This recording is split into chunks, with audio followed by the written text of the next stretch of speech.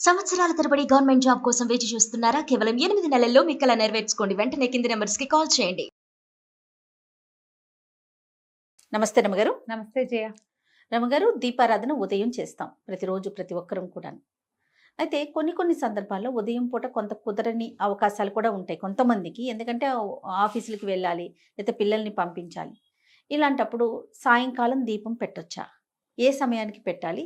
సాయంకాలం చేసే దీపం యొక్క విశిష్టత ఏమైనా ఉందా అండి? ఉదయం కుదరకపోతే సాయంకాలం చేసుకోవచ్చు, ఉదయం కుదిరినా సాయంకాలం కూడా చేయొచ్చు. అది 2 పూట్ల దీపారాధన ఎప్పుడు మంచిదే. పొద్దున ఎలాగో చేసుకుంటాం, చేసుకోగలిగిన వాళ్ళు. చేయలేని వాళ్ళు సాయంత్రం చేసుకోండి అని చెప్తున్నాం, కానీ ఉదయంతో పాటు సాయంత్రం దీపారాధన చేసే విశేషం కూడా మంచిదే, అది ఉపయోగపడేది. సాయంకాలం అనేసరికల్లా మనకు ఒక సాధారణంగా చెప్తారు, సూర్యాస్తమయం అవి అయినాక పరమేశ్వరుడు తాండవ వేళ అది. ఈ ఉజ్జయిన్లోనూ అక్కడ సాయంకాలం హారతిస్తారు జయ, మామూలుగా ఉండదు. బాగుంటుందో. కాళిదాసు రాసిన మేఘ సందేశంలో సాయంత్రం పూట ఆయన తాండవం చేస్తాడని, ఈ ప్రమదగణాలని తప్పెట్లు కాహళధ్వనులు చేస్తున్నారని రాస్తారు. సాయంత్రం సుప్రసన్నుడుగా ఉంటాడు పరమేశ్వరుడు. ఆయన అర్ధనారీశ్వర స్వరూపంలో నాట్యం చేస్తాడు. ఇప్పుడు మనకేంటి, శివుడు మోక్షకారకుడు, ఐశ్వర్యకారకుడు కూడా. లయకారుడైనటువంటి పరమేశ్వరుని స్వాధీనం చేసుకోవాలి అంటే, ప్రసన్నుని చేసుకోవాలంటే సాయంత్రం ఆరాధన చాలా మంచిది. శివార్చన ఎప్పుడు సాయంకాలమే చెప్తారు. దీంతో పాటు ప్రదోషకాలార్చన అనేది ఒక ప్రత్యేకమైన విధానం ఉంటుంది. ప్రదోషకాలంలో దీపం అంటారు.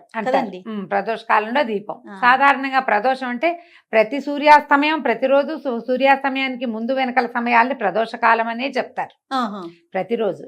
ఇందులో విశేషమైన కాలాలు ఏమున్నాయి అంటే, పౌర్ణమికి ముందు వచ్చే త్రయోదశి, అమావాస్య ముందు వచ్చే త్రయోదశి, ఈ 2 విశేషం.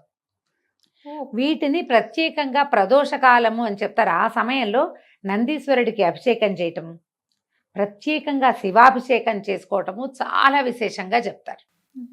ఈ నందీశ్వర అభిషేకం చేస్తే ఏం జరిగిందో మనకి తెలియని పాపాలు కొన్ని ఉంటాయి చూడు, అవి పోతాయి.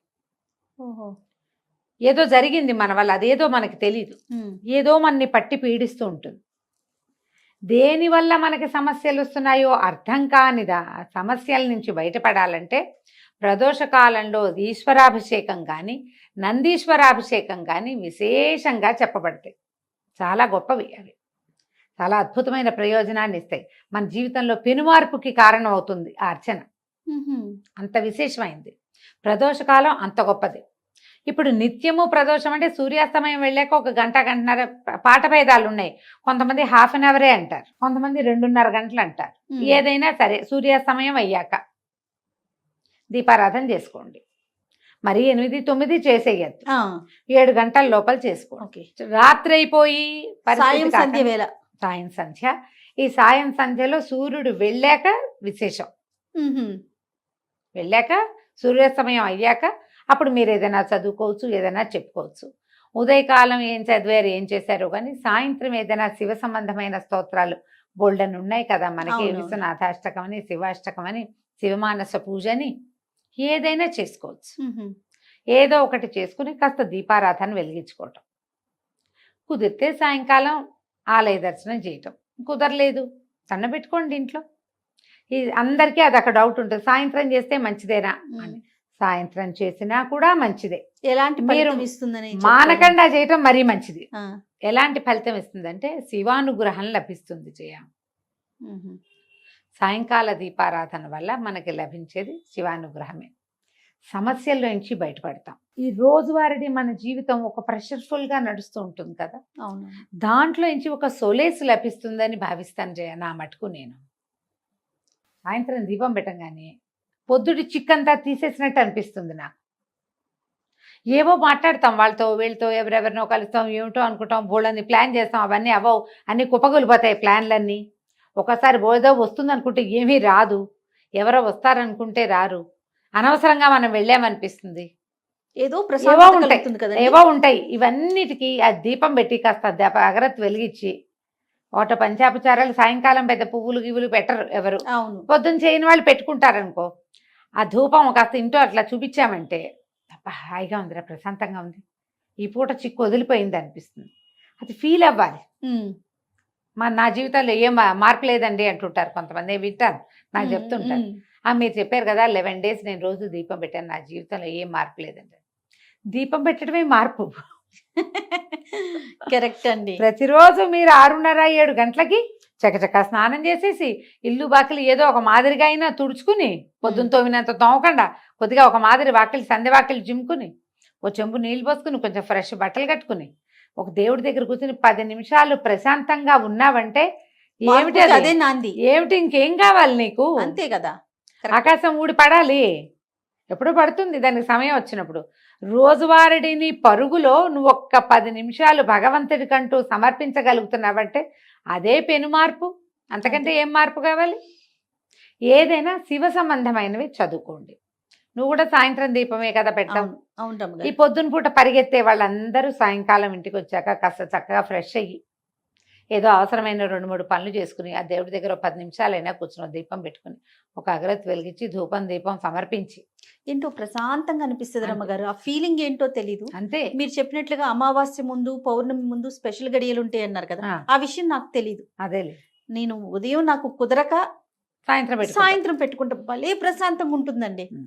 ఒక 2 రోజులు కుదరకపోతే ఏదో ఆందోళన, ఏదో మిస్ అయిపోతుంది, ఏదో అట్లా అనిపించేస్తుంది. ఓ పండో ఫలమో పటిక బెల్లమో పంచదారో బెల్లం ముక్కో నివేదన చేయటం, కాస్త దండం పెట్టుకుని ఒక 5 నిమిషాలు స్థిమితంగా ఉంటుంది. దానికోసం అన్ని పనులు ఆపుకుంటాం, చాలు. చేయండి. సాయంత్రం దీపం చాలా మంచిది. ఈ ప్రదోష కాలార్చన ఎక్కడైనా శివాలయాల్లో జరిగే చోటకి వెళ్ళచ్చు. నందీశ్వర అభిషేకం 3-4 చోట్ల జరుగుతుంది. అరుణాచలంలో విశేషంగా చేస్తారు. మాసం చివర అమావాస్యకి ముందు వచ్చే త్రయోదశి బాగా విశేషంగా చేస్తారు, చాలా విశేషంగా చేస్తారు. ప్రదోష కాలార్చన అద్భుతంగా చేస్తారు. ఇటీవల కాలంలో నేను ఒకరితో మాట్లాడాను. దగదర్తి అని ఇది దేవాలయం నెల్లూరు జిల్లాలో ఉంది. దగదర్తిలో ఉన్న ఈ శివాలయంలో కూడా ఈ పేరుతోటి యూట్యూబ్ ఛానల్ కూడా ఉంది. కేవలం శివాలయం ఇంకేం లేదు. వాళ్ళు కూడా ఈ నందీశ్వర అభిషేకం చేస్తారు ప్రదోష కాలంలో. నేను నెల్లూరు వెళ్ళైనా మూలాపేట అని ఒక ప్లేస్ ఉంది, అక్కడ మూలస్థానేశ్వరుడు అనే దేవాలయం ఉంది, అక్కడ శివాలయం పాతది. అక్కడి నుంచే మొదలైందట నెల్లూరు ఊరు, అదే మొదలు. అక్కడే ఉసిరి చెట్లు ఉన్నాయి, నెల్లికాయ వల్లే నెల్లూరు అని పేరు వచ్చింది. ఉసిరికాయ నెల్లికాయ అంటారు. అక్కడ మొట్టమొదట పరమేశ్వరుడు వెలిసి ఉన్నాడు, మూలస్థానేశ్వరుడు. అక్కడ ఆస్థాన నందీశ్వరుడు ఉన్నాడు. వాళ్ళు కూడా ప్రదోషకాల అర్చన చేస్తారు. కొన్ని దేవాలయాల్లో విశేషంగా కనపడుతుంది. మీ సమీపంలో ఎక్కడైనా ఉంటే ప్రదోష కాలార్చన చేయించుకోండి. ఈ అరుణాచలంలో దగదర్తిలో వీటన్ని చోట్ల కూడా మనం బుక్ చేసి పెట్టుకోవచ్చు. గోత్రనామాలు పంపిస్తే అర్చన చేస్తారు. అవకాశం ఉన్నప్పుడు ఒకసారి వెళ్ళి దగ్గరుండి ఆ నందీశ్వరుడికి చేసే అభిషేకాన్ని చూడొచ్చు కంటితోటి. ఇది విశేషమైనది. నువ్వు ఎందుకు అడిగావో సాయంకాల దీపం, దాంట్లో మనం ప్రదోష కాలాన్ని కూడా కలుపుతున్నాం. అవునండి. ఇప్పుడు మీరు సాయంత్రం పెట్టే దీపాన్ని ప్రదోష దీపం అనొచ్చు. మీరు రోజు పెడతారు, ఆటోమేటిక్ గా త్రయోదశులు 2 కవర్ అయిపోతాయి. అవును కదా, తెలియకుండానే ఆ రోజులు కవర్ అయిపోతాయి. ఏదైనా మానేసే పరిస్థితి, మీరు బయటకు వెళ్ళే పరిస్థితి ఉంటే ఈ డేట్ చూసుకోండి. ఓకే, అమావాస్యకి ముందు పౌర్ణమికి ముందు రమ్మగారు, ఇవి 2 విశేషమైనవి. పెట్టుకోండి జాగ్రత్తగా. శివ సంబంధమైనది ఏ స్తోత్రం మీరు చదువుకున్నా కూడా మీకు అద్భుత ఫలితం. అంటే జయ, బ్రహ్మాండం ఊడిపడదు. అంతే కదండి. 2 పాయింట్లు ఉంటాయి వీటిలలో ఎప్పుడు కూడా. నీకు కావాల్సింది కాదు, రావాల్సింది వచ్చేస్తుంది. 1. 2ది, నీ మీద పడాల్సిన పెద్ద బండరాయి చిన్న రాయి అవుతుంది. ఎప్పుడో ఒకసారి రేర్గా ఈ రాయి తొలగిపోవచ్చు కూడా, పక్కన పడచ్చు కూడా. బండపడ్డానికి మనం ప్రిపేర్ అవ్వక్కర్ల, పడిపోతుంది ఎట్లాగో. నీ ప్రిపరేషన్ ఏం అక్కర్లేదండి, అది జరిగిపోతుంది. ఆ జరగాల్సిన భయంకరమైన పరిస్థితుల్లోంచి నువ్వు ఒక మాదిరి స్థితిలోకి మారగలుగుతావు ఈ అర్చనలు వాటి వల్ల.